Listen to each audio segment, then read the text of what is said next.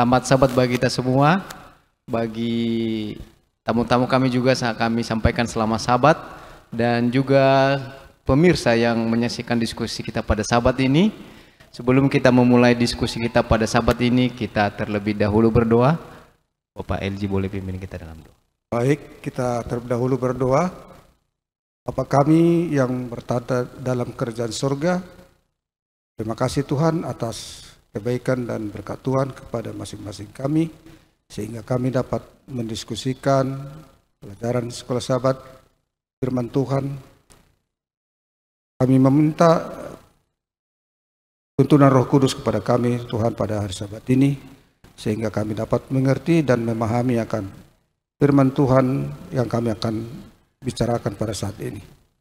Ampunilah Tuhan kami dari segala dosa dan kelemahan kami. Berdoa kepadamu ya Bapa, di dalam nama Yesus Kristus yang menjadi juru selamat dan penebus kami. Amin. Baik, diskusi kita pada Sabat ini saya ditemani dengan dua narasumber kita. Ada Bapak LG, selamat Sabat Pak. Selamat Sabat Saudara Andrew. Dan juga Bapak Pendeta, selamat Sabat Bapak Pendeta. Selamat Sabat Pak Yusuf. Baik, terima kasih. Pelajaran kita pada Sabat ini di pelajaran ke-12 yang berjudul ibadah yang tidak pernah berakhir ya. Ada hafalan kita tertulis dalam Mazmur 104 ayat 33, dikatakan bahwa aku hendak menyanyi bagi Tuhan selama aku hidup. Aku hendak bermazmur bagi Allahku selagi aku ada ya.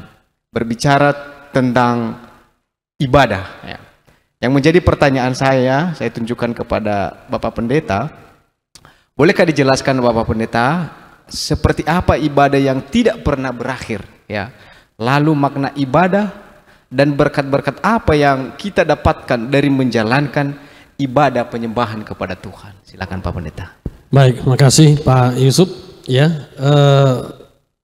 Ibadah begitu ya. Jadi kita beribadah seperti hari ini kita beribadah hari Sabat. Di dalam ayat hafalan tadi di Mazmur 104 ayat 33, aku hendak menyanyi bagi Tuhan selama aku hidup. Aku hendak bermazmur bagi Allahku selagi aku ada. Sebenarnya ayat ini mau mengajarkan kepada kita arti kesetiaan dan pengabdian kita kepada Tuhan. Tuhan yang adalah pencipta kita. Bahwa ibadah itu bukan hanya terjadi di hari Sabat seperti saat kita ada di gereja berbakti. Tetapi lebih daripada itu, bahwa melalui perilaku kehidupan kita sehari-hari atau tindakan apapun yang kita lakukan, baik itu melalui ucapan atau pemikiran, itu sebenarnya sebuah bentuk ibadah.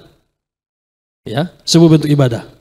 Jadi ibadah itu tidak pernah berakhir adalah ketika kita terus memuliakan Tuhan di dalam segala aspek kehidupan kita. Ibadah yang sesungguhnya melibatkan hati, pikiran, dan tindakan kita selama nafas di kandung badan. Jadi semasa kita hidup, di dalam setiap tindakan apapun yang kita lakukan, bukan hanya sekedar hadir di gereja berbakti, bukan hanya itu ibadah, tapi hari-hari yang kita lakukan dalam hidup kita, apapun itu, baik dari kata-kata, baik dari tindakan, kita harus berpikir bahwa itu adalah sebuah ibadah. Makna ibadah apa?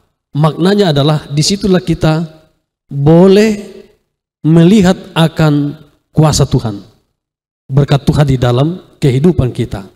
Apa berkat-berkat yang kita terima? Berkat-berkat yang kita terima tentu banyak. Kita sadar bahwa kita ada hari ini karena berkat Tuhan.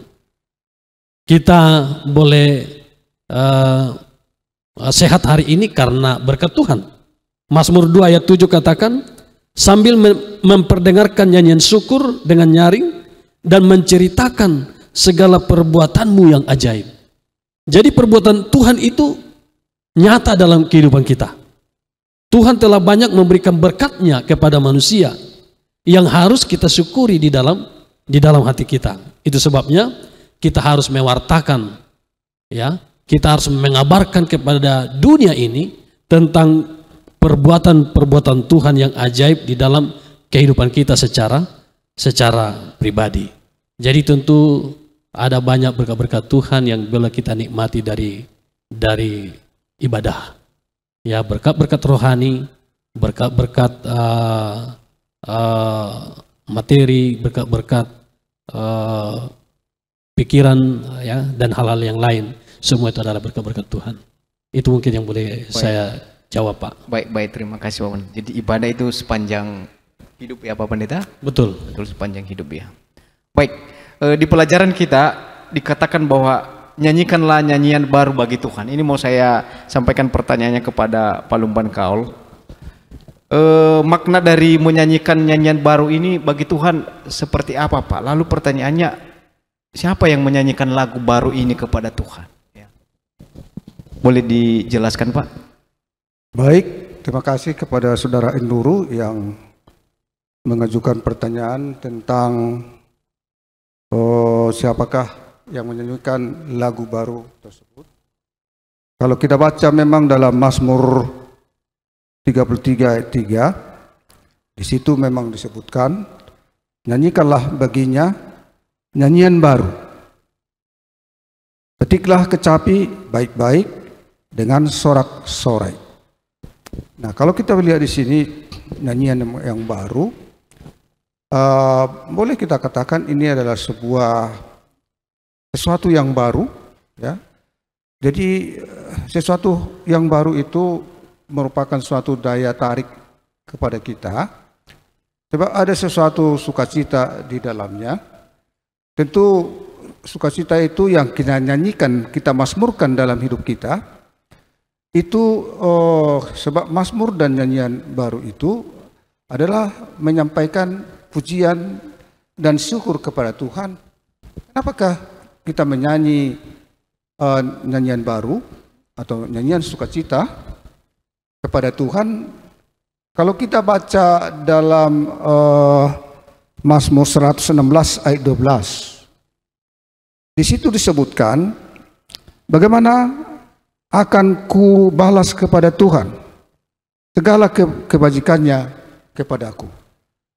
Tentu kalau kita mau renungkan kira-kira kebaikan Tuhan kepada kita, enggak ada sebenarnya yang bisa kita lakukan atau kita bayar mungkin dengan duit untuk menyatakan terima kasih kita kepada Tuhan, sebab begitu besar sukacita atau pemberian Tuhan kepada kita.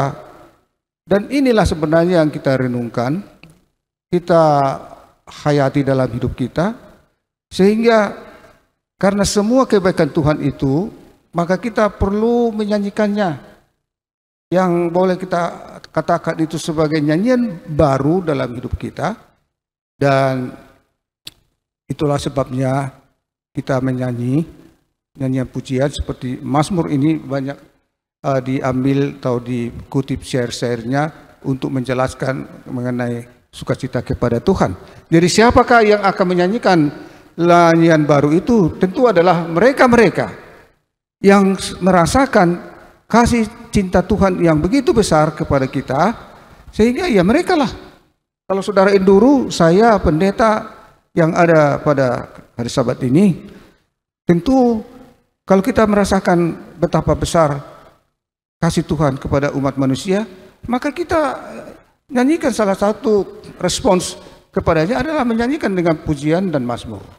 Sebagaimana juga dalam buku-buku mazmur ini menceritakan semua tentang kehidupan Yesus, pelayanannya, kematiannya, kebangkitannya. Jadi kita yang merasakan kasih sayang Tuhan yang begitu besar, yang tiada taranya, maka kita menyampaikannya dengan sukacita melalui nyanyian-nyanyian yang baru. Jadi bukan nyanyian yang baru di sini bukan sebagai suatu yang diciptakan baru, tetapi sesuatu pernyataan bahwa nyanyian yang baru itu menyatakan sukacita kita yang sangat luar biasa kepada Tuhan. Baik, terima kasih. Saya kembali kepada Pak Pendeta. Tadi Pak Pendeta katakan bahwa ibadah itu sepanjang hidup kita. Tapi begini Pak Pendeta, banyak orang memahami bahwa ibadah hanya sekedar kebaktian, ya, seperti apa namanya, perbaktian setiap Sabat hanya dengan doa, nyanyi pujian, dan mempelajari Alkitab dan bacaan rohani. Lalu yang menjadi pertanyaannya adalah bagaimana kita dapat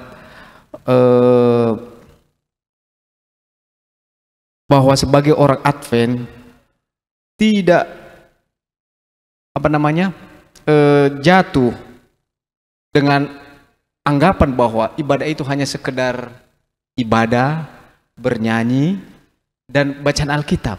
Bagaimana Pak Pendeta?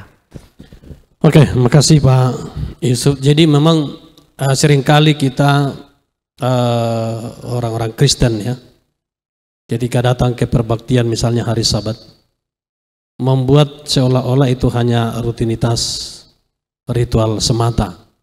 Kita datang, duduk, menyanyi, berdoa, mendengar firman Tuhan, pulang. Tapi apa sebenarnya ibadah? Ibadah itu tidak hanya sekedar ritual atau rutinitas yang kita lakukan, tetapi lebih daripada itu adalah adakah hati yang diserahkan kepada Tuhan. Ketika kita beribadah, adakah hati kita serahkan kepada Tuhan pada waktu itu, pada perbaktian itu. Di Matius 15 ayat 8 katakan, bangsa ini memuliakan aku dengan bibirnya, padahal hatinya jauh daripada aku. Ini kata firman Tuhan. Tuhan katakan bahwa bangsa ini, umatku ini, mereka memuliakan aku, mereka memuji-muji aku dengan mulutnya, dengan bibirnya, tetapi hatinya jauh daripada Tuhan, dan Tuhan tidak senang. Tuhan membenci orang yang datang beribadah tetapi hatinya tidak di situ. Hanya jika disertai dengan pertobatan, iman dan ucapan syukur yang tulus, maka ibadah dan persembahan umat-umatnya itu akan menyenangkan hati Tuhan. Jadi ketika kita beribadah, biarlah kita memang sudah diberikan hati yang bertobat, iman yang sungguh di dalam Tuhan, dan penuh dengan ucapan syukur. Maka sebagai orang Advent, tadi disinggung orang Advent ya, maka sebagai orang Advent tentunya kita sangat cukup paham bahwa inti dari ibadah itu adalah pertobatan, yaitu pertobatan yang sejati ya, pertobatan yang sejati. Bahwa ibadah yang kita lakukan harusnya didahului dengan hati kita yang memang diserahkan kepada Tuhan, hati kita yang memang ingin menyembah Tuhan, hati kita yang bersyukur atas setiap berkat-berkat Tuhan di dalam kehidupan kita. Sehingga ketika kita berada di tempat perbaktian, di gereja misalnya, biarlah perbaktian itu benar-benar membawa kepujian bagi nama Tuhan. Nama Tuhan dimuliakan, ditinggikan, bukan hanya sekedar ritual atau mungkin hanya sekedar mengisi absen di gereja. Ya, mungkin ini yang boleh saya jawab Pak Yusuf. Baik, makasih. Baik, luar biasa. Ini pertanyaan yang terakhir saya tunjukkan ke Bapak Lukman Gaul. Kata Nyonya Ellen G. White menuliskan begini Pak, bahwa ibadah kepada Tuhan janganlah dianggap sebagai suatu kegiatan yang menjadikan hati kita sedih ya, membebani ya. Ibadah kepada Tuhan harusnya merupakan satu kesenangan untuk menyembah Tuhan dan mengambil bagian dalam pekerjaannya. Lalu yang menjadi pertanyaannya adalah bagaimana cara penyembahan Tuhan yang harusnya kita lakukan dan itu tidak membuat kita menjadi terbebani tetapi menjadi sukacita bagi kita. Silakan Pak. Baik, Saudara Induru, atas pertanyaannya mengenai bagaimana kita supaya merasa sukacita melakukan ibadah. Kita lihat dulu pengertian daripada ibadah itu sendiri, yaitu konteks Alkitab, bahwa ibadah itu adalah mempersembahkan seluruh kehidupan sebagai pengabdian kepada Tuhan. Pelayanan atau ibadah merupakan segala sesuatu yang dilakukan oleh manusia untuk memuliakan Tuhan sebagai respons terhadap keselamatan yang telah dikaruniakan Tuhan kepadanya. Jadi sebagai respons kita kepada Tuhan, maka kita beribadah, mempersembahkan seluruh kehidupan kita kepadanya, dan itulah merupakan suatu sukacita bagi kita, karena kita dijamin mendapatkan keselamatan, karena itu adalah janji Tuhan. Namun ada orang yang beribadah merasa beban. Contohnya adalah mereka-mereka yang merasa ibadah itu adalah beban, adalah mereka-mereka yang pura-pura ibadah. Ya, kita tahu bangsa Yahudi mempunyai banyak peraturan-peraturan peribadatan kepada Tuhan. Ya, ratusan macam peraturan yang harus diikuti bahwa kita dianggap sebagai orang yang benar-benar beribadah, ya, seperti pemeliharaan hari Sabat yang begitu banyak larangan, sehingga banyak orang yang merasa bahwa beribadah itu menjadi suatu beban karena terlalu banyak aturan-aturan yang tidak terlalu berhubungan dengan peningkatan rohani kita. Jadi mereka-mereka yang beribadah hanya ritual semata, tidak mempunyai makna yang jelas, seperti misalnya bahwa kita telah merasakan keselamatan yang telah diberikan oleh Tuhan dengan kematiannya di kayu salib, maka peribadatan itu merasakan menjadi sebuah beban, ya. Tidak bisa melakukan ini, tidak bisa melakukan itu. Seperti misalnya ada orang sakit karena hari Sabat gak bisa ditolong, jadi biarkan sampai selesai dulu hari Sabat baru bisa ditolong, padahal sudah keburu meninggal, ya kan, karena terlambat bantuan. Jadi bahwa ibadah yang seperti itu, yang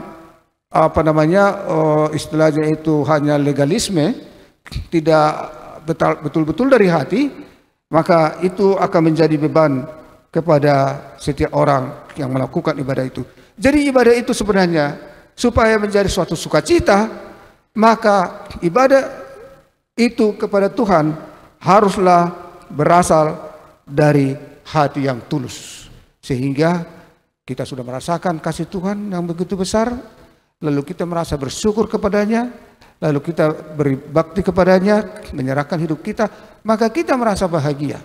Tetapi kalau kita hanya sekedar berpura-pura beribadah kepadanya, hanya sekedar legalisme, dan itu menjadi beban dan bukan menjadi karunia kepada kita untuk meningkatkan kerohanian kita.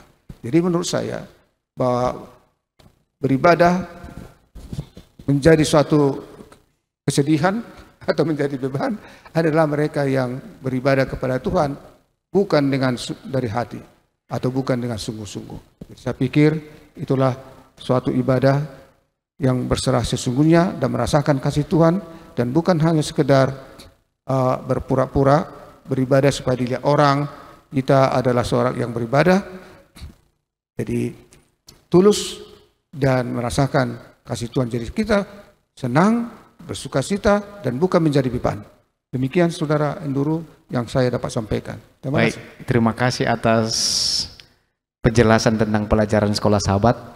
Pak Pendeta, mungkin ada poin-poin yang perlu ditambahkan dengan pelajaran sekolah Sabat kita, Pak Pendeta, sekalian closing statement. Baik, terima kasih. Jadi pelajaran kita ibadah yang tidak pernah berakhir, artinya bahwa ibadah itu tidak hanya sekedar ibadah di hari Sabat, ya, secara liturgis yang kita lakukan dari pagi sampai sore. Tetapi biarlah kita jadikan ibadah itu adalah kehidupan kita sehari-hari. Bahwa tindakan kita, kata-kata kita, biarlah itu kita lakukan, kita ucapkan. Di situ ada rasa memuliakan Tuhan. Setiap tindakan yang kita lakukan, di situ harus nama Tuhan ditinggikan. Harus nama Tuhan dimuliakan. Karena pada dasarnya ketika orang beribadah di gereja, tujuannya adalah untuk mensyukuri berkat Tuhan dan memuliakan Tuhan. karena kasih dan berkat-Nya, maka tentu itu tidak hanya dilakukan pada hari Sabat dalam jam ibadah, tetapi di dalam setiap kehidupan kita setiap hari. Biarlah kita boleh melakukan semua itu dengan satu bentuk ibadah di mana Tuhan dimuliakan. Ibadah itu adalah hati yang diserahkan kepada Tuhan. Di sana ada rasa syukur, rasa bangga, dan rendah hati. Bersyukur atas setiap berkat dan kasih Tuhan. Kita bangga karena kita memiliki Allah yang dahsyat dan ajaib, dan kita merendahkan hati di kaki-Nya karena kita menyadari keberdosaan kita dan kita berada dekat di hadapan Tuhan yang adalah kudus, yang adalah kudus dan mulia, yang sesungguhnya tidak setara dengan kita orang berdosa. Sehingga ibadah kita membawa kepujian bagi nama Tuhan, kemuliaan bagi nama Tuhan, dan berkat-berkat Tuhan akan menjadi bagian kita. Lakukanlah ibadah itu dengan sukacita, bukan dengan kesedihan. Karena beribadah kepada Tuhan artinya kita bersukacita memiliki Allah yang ajaib, Allah yang dahsyat, Allah yang memeliharakan dan penuh berkat bagi masing-masing kita. Mungkin itu yang boleh menjadi kesimpulan dari apa yang saya boleh pelajari dari pelajaran kita. Terima kasih Pak Yusuf. Terima kasih Pak Pendeta. Sekaligus closing statement Pak. Ada poin-poin pelajaran yang perlu ditambahkan. Silakan Pak. Ya, terima kasih. Dulu waktu saya masih SMP, ada teman yang mau berangkat ke Jakarta dari kampung ini. Dan ketika besoknya mau berangkat ke Jakarta, maklumlah dari kampung, dari desa, dulu pernah menginjak Jakarta. Kira-kira jam 12 malam sudah siap-siap, dia begitu gembira dan tidak bisa lagi tidur untuk menyambut hari besok untuk berangkat ke Jakarta. Karena begitu senangnya dia mau menginjak Jakarta, dia nggak bisa tidur lagi karena begitu senangnya, bahagianya dia akan berangkat ke Jakarta. Jadi demikian juga kalau kita kalau kita merasa senang bertemu dengan Tuhan di dalam setiap pertemuan peribadatan, katakanlah pada hari Sabat. Ada orang kalau hari Sabat itu menjadi beban karena harus bangun pagi-pagi, ya harus berangkat ke gereja, ya, dan berat rasanya bangun lebih cepat. Ya karena dia merasa bahwa pergi ke hari Sabat itu adalah sebuah beban. Tapi kalau mereka siapa-siapa yang merasa mau bertemu dengan Tuhan itu merasa suatu kebahagiaan, bertemu dengan Tuhan, bertemu dengan saudara-saudara, ya, dan di gereja misalnya tidak ada musuh, ya kita merasa berangkat ke gereja itu bertemu dengan Tuhan, bertemu dengan saudara-saudara yang tidak ada lawan atau musuh. Kan senang bukan? Maka kita tidak segan-segan berangkat bangun pagi, lalu bergegas-gegas dengan gembira, sampai seperti teman saya tadi bergembira masuk ke persiapkan diri untuk pergi ke gereja. Jadi demikian. Jadi apa yang kita memang motivasi kita ke gereja itu bertemu dengan Tuhan adalah merupakan suatu kesukaan, bertemu dengan Tuhan, bertemu dengan saudara-saudara, maka kita tidak usaha kita untuk mempersiapkan diri berangkat ke gereja tidak menjadi beban. Rasanya ringan dalam hidup kita untuk bertemu dengan Tuhan. Jadi kita harus membangun memang sukacita kita, bahwa kita harus merasa Tuhan kita memang tidak lihat secara kasat mata, tetapi kita merasakan bagaimana pimpinan Tuhan dalam kehidupan kita. Ya, saya pernah juga mempunyai seorang teman. Ya baru ada Zoom kami, orang Ambon, dan dia berpenyakit kanker dan istrinya juga meninggal karena kanker. Tapi apa yang dikatakan? Justru dia yang menasihati kami, ya. Dia bilang, apapun yang terjadi dalam hidupmu, engkau selalu bersyukur senantiasa. Demikian, kalau kita memang sudah bersahabat dengan Tuhan, maka kita akan selalu bahagia bersama-sama dengan Tuhan setiap saat. Terima kasih. Baik, terima kasih atas penjelasan pelajaran sekolah sahabat kita pada sahabat ini. Terima kasih Pak Pendeta. Terima kasih Pak Luman Gaul. Sebelum kita menutup diskusi kita pada sahabat ini, kita berdoa dipimpin Bapak Pendeta. Baik, mari kita berdoa. Ya Bapa di sorga, terima kasih.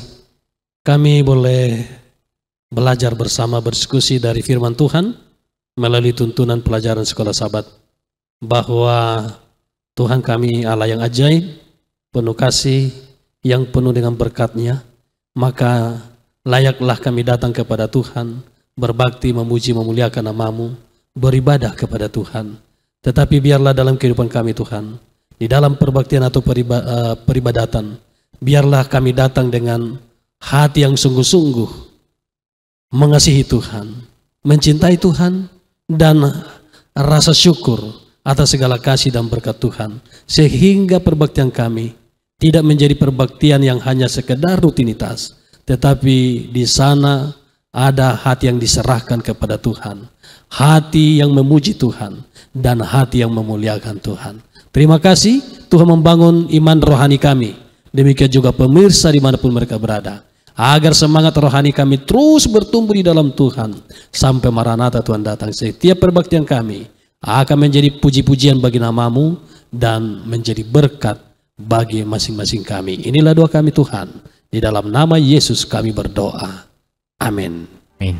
Demikianlah diskusi pelajaran sekolah Sabat kita. Kami sampaikan selamat Sabat bagi kita semua.